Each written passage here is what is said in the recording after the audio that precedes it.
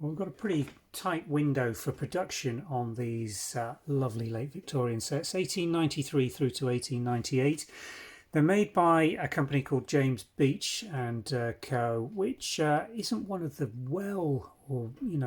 mass production Staffordshire potters, but they did produce some absolutely wonderful little shaped cups, and this is a fine example of that.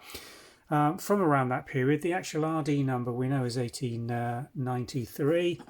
Let's just show you that on the base, 219004, registered by James Beech and Company in that year. And it's this sort of art Nouveau-esque, which was just coming into real fashion at that time. Floral design flowing through, very artistic, no real discernible design elements there from a particular plant.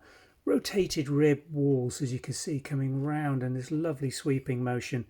Classic little Victorian handle, just simple, very understated, just on a little bit of moulding, as you can see on the base there.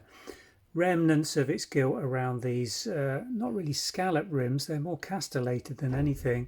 Rotating round, a little bit of pattern on the inner wall, and very, very nicely done. Such a pretty little design, which really picks up on this little saucer, but it's not the classic saucer. There's no central well arcing back to the sort of much earlier 1820s, 1830s design of saucers as they came in during that time, again with the same RD number and a decorator's reference on there, 1900B. Not quite certain of the significance of that because the RD number really gives you the details. These are interesting. Classic James Beech.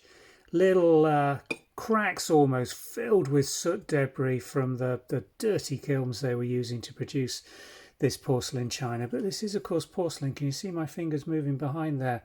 Quite nice thin porcelain at that. And it's just this very, very pretty little turquoisey blue decoration. Picked up again on the side plates, which aren't that much bigger than the saucers, as you can see, probably only about 3/4 of an inch.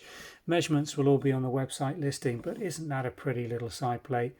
Just the gilt remnants round this more scalloped rim as opposed to castellation that you've got on the teacups there, again with the England 219004 marks on the base, in good antique condition. But again, expect some little soot inclusions in these designs. It's characteristic of the porcelain that was being produced in these sooty bottle kilns around that time.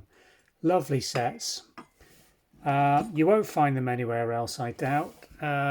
James Beech, as I say, is quite a niche producer, so there won't be collectors as such that are out there searching for it as a brand. So pretty confident these are going to sell purely on their aesthetics to somebody that's got a blue and white teacup collection and just wants something putting into the mix that's as rare as hen's teeth, and these certainly won't be on any other table that you're coming into contact with.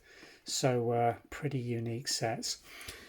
We've got a few trios. We're going through the complete set at the moment, taking out any damage or breakages that we spot in there. As I say, you've got to accept with these that they are what they are in terms of their production age. It's not the finest mint condition porcelain. There is this antique wear and patina on them, but that's part of their character and charm. And it's just such a pretty little blue and white china design, isn't it? Lovely little sets. Available for sale now on the Vintage and Antiques website. We'll pop a link in the description below. Not quite sure how many of these trios we're going to get out of the box that came our way through auction. A lot of damage in there because of their age.